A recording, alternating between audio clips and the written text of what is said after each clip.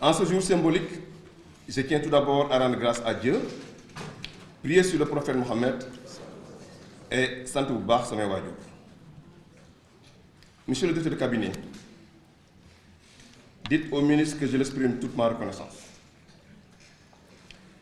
Ma reconnaissance aussi à tous ces prédécesseurs ministres avec qui j'ai eu l'honneur de travailler et le plaisir de travailler sous leur ordre. Dites à monsieur le ministre que j'exprime aussi toute ma gratitude aux plus hautes autorités de ce pays. Ces autorités m'ont accordé la confiance depuis plus de 4 ans. Servir sous leur autorité fut une expérience riche, exigeante et profondément engageante.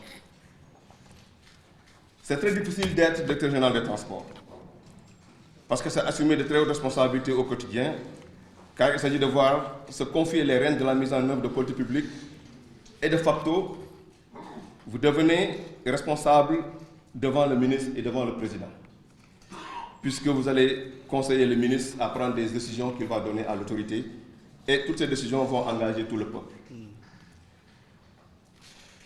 C'est donc une excellente opportunité que j'ai eue pour servir mon pays à ce niveau de responsabilité, de proposer des actions à l'autorité et agir pour la mise en œuvre de ces orientations. C'est pourquoi assumer les fonctions de directeur général fut pour moi un honneur immense et une responsabilité que j'ai portée avec engagement et le sens du devoir et du service public. Durant toute la durée que j'ai exercé la fonction de DG, j'ai tenté avec conviction et détermination de porter cette réforme utile et nécessaire dans l'esprit du mandat qui m'a été confié, même si tout n'a pas été simple et rectiligne comme je le souhaitais. Du 9 septembre 1998, date de mon recrutement comme fonctionnaire, à ce jour 3 juillet 2025, donc 27 ans, durant toute cette période, j'ai mis toute mon énergie, ma loyauté et mon engagement au service de la vision réformatrice des plus hautes autorités, convaincu que le changement, même lorsqu'il dérange, reste une nécessité pour faire avancer notre inflation et au-delà notre pays. Depuis mon recrutement, alhamdulillah, sant Yalla, j'ai occupé tous les postes. J'ai commencé par être adjoint chef de section. Je suis passé chef de section, adjoint à un chef de division. Je suis passé chef de division dans plusieurs régions presque pendant 15 ans. Je suis passé directeur national des transports et je suis le premier directeur général des transports terrestres qu'a connu le pays.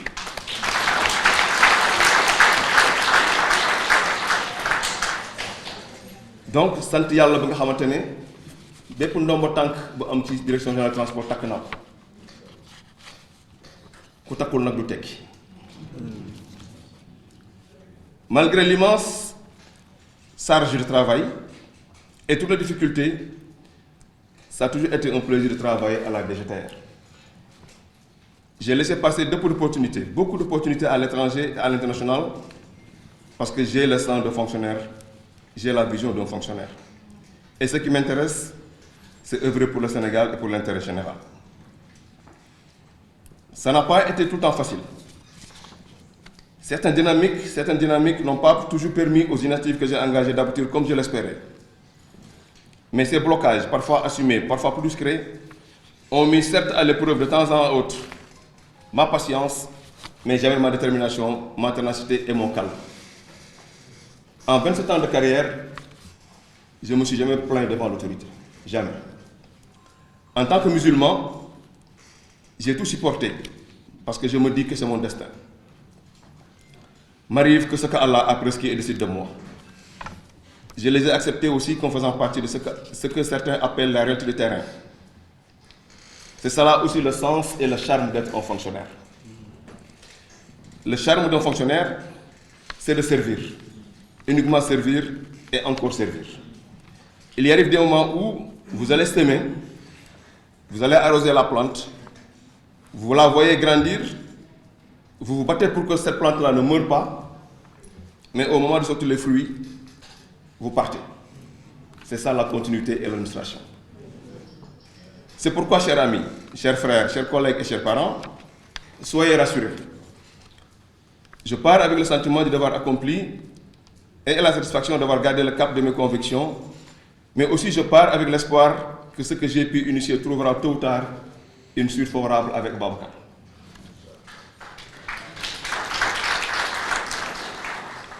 Je pars aussi sans amertume, mais avec lucidité, car l'engagement que je donne à l'action publique est celui d'essayer. Il faut toujours essayer de faire quelque chose, essayer de construire quelque chose.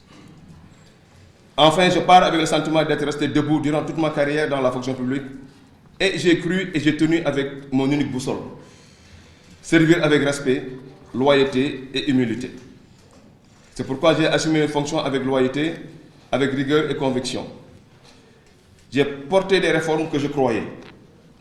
Et je crois toujours que ces réformes sont nécessaires, urgentes, pour améliorer notre fonctionnement, renforcer l'efficacité de notre action publique et répondre aux attentes légitimes de nos concitoyens. Chaque jour fut pour moi une occasion de bâtir avec les équipes de la DGTR, de proposer, de faire évoluer les choses dans le sens d'une administration plus performante, plus juste et plus moderne. Et ce que nous demandait très récemment le ministre Yankoba Diémé. Mais si j'ai pu atteindre ces objectifs et oser entamer des réformes, j'ai été entouré d'une équipe de cadres exceptionnelle.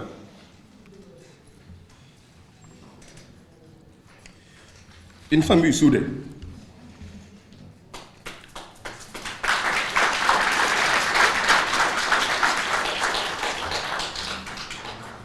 J'ai été accompagné par de jeunes très dynamiques et très compétents qui acceptent de rentrer le soir et d'être au bureau le week-end.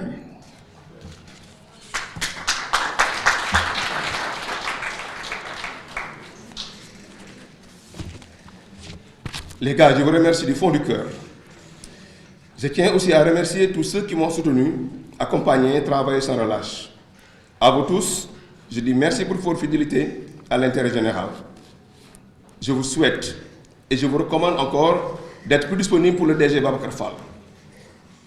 Il faut être beaucoup plus disponible pour lui que vous étiez avec moi. Merci aussi du fond du cœur à tous les directeurs régionaux et aux chefs de division régionale qui tiennent au niveau régional la maison DGTR. Si je suis tranquille à Dakar, c'est parce qu'il y a une tranquillité dans les régions. Merci aux équipes opérationnelles, merci aux opérateurs de saisie dans toutes les régions, dans Dakar et dans chaque région. D'ailleurs, je vous pour la pression que vous avez tous subie durant la démarcation des 2 roues. J'ai fait 15 ans dans les régions, je sais comment ça se passe. Les conditions de travail sont difficiles, pas de bureau, pas de climatisation, pas d'heures supplémentaires et trop de charges de travail. Donc merci à vous tous, chers collègues. Je ne pouvais terminer sans remercier tous les autres collègues DG, directeurs agents du ministère, les équipes de Sferex, vraiment tout le monde. Tous les DG qui sont dans le programme 2029 m'ont accompagné pour la réussite de mes missions.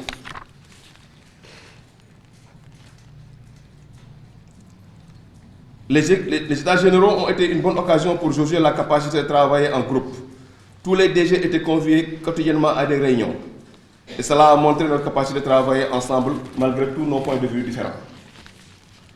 Mais si cela aussi est rendu possible, il faut rendre aussi hommage au EG Bambassi, le meilleur EG comme l'a appelé le Mita Malim Ndiaye. Il a été d'un grand apport, il a su fédérer toutes les directions et a fait éclore la capacité des uns et des autres à manager de grandes rencontres. Mais une attention particulière est vraiment du fond du cœur à mon assistante.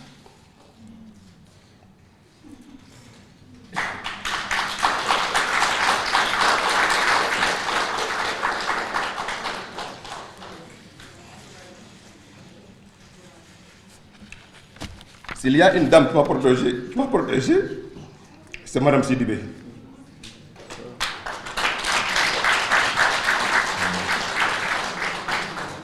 Mme Sidibé qui a été aidée par les amis, comme je les appelle, mes 2 Aminata, même si j'ai une 3e Aminata à la maison. À mon successeur, Babacar Fall, je te transmets le flambeau avec sincérité et beaucoup de joie, avec honnêteté et espoir, avec un grand soulagement que ce flambeau se trouve entre tes mains. Babacar, tu es un éminent connaisseur des transports, un cadre travailleur et compétent. Je le dis parce qu'on se connaît depuis plus de 15 ans. Aladin Diogo l'a rappelé, en 2019, on était coincé en Chine. Ce n'était pas facile du tout. Et à l'heure de prière, c'est lui qui faisait l'imam.